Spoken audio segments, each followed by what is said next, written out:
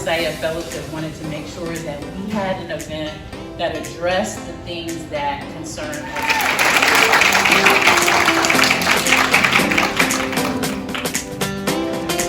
For the public, what's the percentage of people that are depressed? If we take 100 people, how many do you guess could suffer from depression? An average, and I'm talking about, it is luckily a little bit lower. You can put on everything. So for depression itself, it's 4% diagnosed. They're at risk. Children that are adopted. There's a lot of brain development that we just know biologically they're at risk. But they may hear, these are two nerves that are in our brain. These nerves communicate. These are the synapses. And so to communicate, there's these little bubbles here with serotonin inside. It's released, it goes into these receptors, and it communicates with this cell. This happens like in a speed that is incredible. But this serotonin then is taken back in for the next signal. And so if you look at medication, our medication works on this serotonin. You may have heard from SSRIs, that's the medication for depression. And so it makes sure that this serotonin here, that people with depression and anxiety are not producing well, does not get taken back as quickly. So it can really work well and stimulate communication in a better way before it gets taken back in. So medication works on this point. Serotonin reuptake inhibitors. Be understanding, encourage people, little walks, little things, get people outside to get them that little extra boost of, I've done something. And so if I look at support in Suzhou and Shanghai, in Suzhou, I don't know of that much help. I know the church has been a great support, but I don't know many psychologists and PM every day of the week, only in English. They have Chinese speakers, but they're not allowed to speak Chinese. Is this based in China? It's based in Shanghai. Yeah. So they have this little, they call it their prison. They have this little two square meter with one phone. That's where they sit. Anything that can boost your, self-esteem, resilience. Try to do things you really like that fit you. Reach out to family and friends. It's difficult if you're not feeling well to talk. People have the tendency, or I have the tendency, to kind of wait it off a little bit until it passes, or anybody is in contact with people that may need them. This is the background. So these tablets work on the communication between these nerves. We see that people with depression don't produce enough serotonins, don't produce enough dopamines, and we want to help them until they produce it themselves again. And that may be 6 months, that may be a year, that may be 2 years. It depends on the trauma, it depends where they live. If your asthma patient goes away from the cat, that can help. But not everybody can change their marriage, not everybody can change their child. Some children, are handicapped, need special care. It's not going to change. The trigger is there, sometimes every age, the small, the big. It's an illness, like asthma. I've made my point there, I think. And then you can screen yourself, see how it goes. And treatment is key. Counseling, medication, just community support, but it is something to take care of. Genetics, Yeah. that you spoke about. And then earlier on you spoke of the environment. Yeah. And my thoughts go to nature versus nurture. Yeah. Just because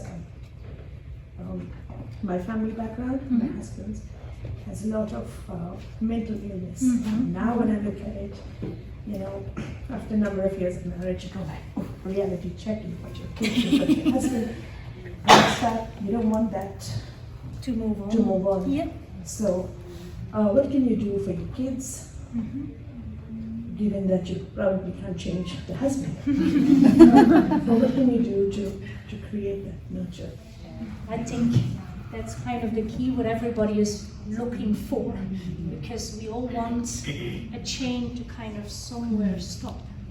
I think what is key is for yourself knowing you're not responsible. Okay, you do everything. Every mom, every dad, generally we really, really try our best. we all have our limitations. Some things are meant to be, and some things we can change. You try hard to change as much as you can, but there are limits there. If we talk about depression and anxiety, it is part how you educate kids. It's a part genetic. Make sure they are aware of it. Make sure you get a counseling in. Make sure they see that's something that is part of their being. I mean, it's kind of, I need glasses, I need to go to the ophthalmologist. I'm not judging you. Be open to help. I think if kids are open to help, they'll learn as many strategies as possible from a very young age. They'll apply them, sometimes successfully, sometimes less successfully, but they'll be able at the next generation say, this worked for me, this did not work, be open for it, no. And so if you go therein, then a mental health problem doesn't have to be a problem for a family. Do you see what I mean? It's kind of something like, yeah, we're all ADHD in our family, that's just how we work, and it's absolutely okay. You kind of go, yeah, mom had a bad mood, or dad had a bad mood, right? Hey dad, I set my barriers. If you're not doing well, you know, I'm really sorry for you, but at this moment, try to get your help. I'm not the one that you need to ventilate on. Kind of learn your children also those type of things. And so it goes over different generations. It's nothing that you can solve in one generation. What I love is that you're aware of it. I love the fact that you kind of go, I'll search for help, and then reach out and see how far with this generation she'll get. Kids are amazing. They can do really, really great things. And if they have the support of one parent, that's fantastic. If they have both, great. Often they have the school as well, they have some friends, they have some other moms. Make sure they get well connected and they'll find their way, I'm sure. But it's kind of key, try to reach out. The key that you want to be in another person's life, as long as that. So the first law in menopause is that people over 50 are hot.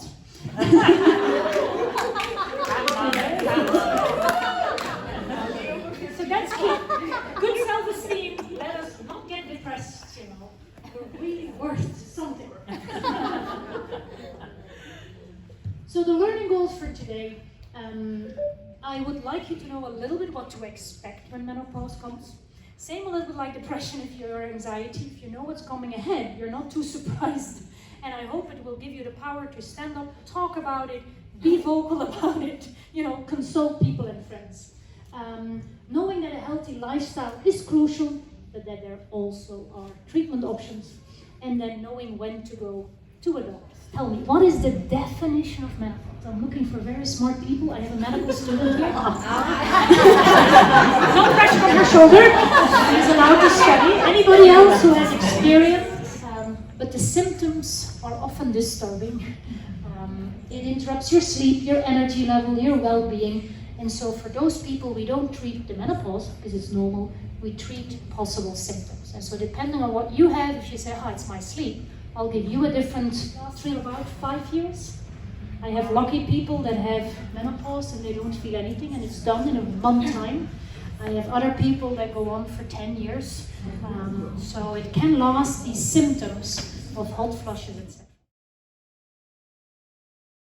20, 30, 40 years old, somewhere there, hopefully very high, and then here hits menopause and you go automatically down, all of us. We will always be at risk for fractures. The problem with a fracture when you're 60, 70, if you don't have good bone quality, you can't put any pin in. You can't pin a bone that is swooshy. So often these things, osteoporosis and fractures, are kind of the end of life for, are going to be the end of life for a good group of us. Because as physicians, you can't fix this type. Less elasticity and also just, a loss of sensation. And so that can be very disturbing for relationships. Please come in, with a local cream, people do really much better.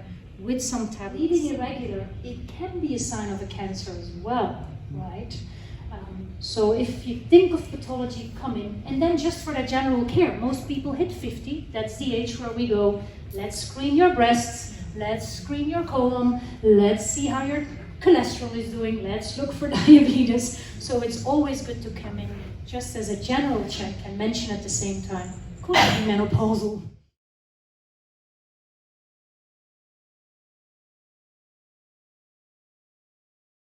go down at way too young age. So 40 to 45, you need hormones. Sorry, younger than 40, you need hormones. 40 to 45, we kind of go, you're still young. If you start already with the symptoms, you'll decline quickly at a quite young age. Consider. So if you come in for a visit, right, and then be open for treatment. It is available and it's individualized. If we talk, for example, about bone quality, we will not give people hormones. We will give them vitamin D, calcium, and then there is Fosamax that's specifically for them. If it's just hot flushes and nothing else, we have gabapentin, tibolons. They're also not hormones. So should you then still go to a doctor to have your bone density or other things checked out, potentially to take hormone replacement or vitamins or? So if you have no symptoms, Yeah. you don't have to come for menopause. Yeah. The people that are 50 in general, we want them to do a health checkup. Okay. So you would go for cholesterol and diabetes, and bone density may be in there. Yeah. It sounds like you're European. Europe go for bone density at 65. That's the only time we see. Token from the SIF Women's Ministry. If you guys are next to one of those mamas, give her a hug. Give one of those mamas a hug. Yeah.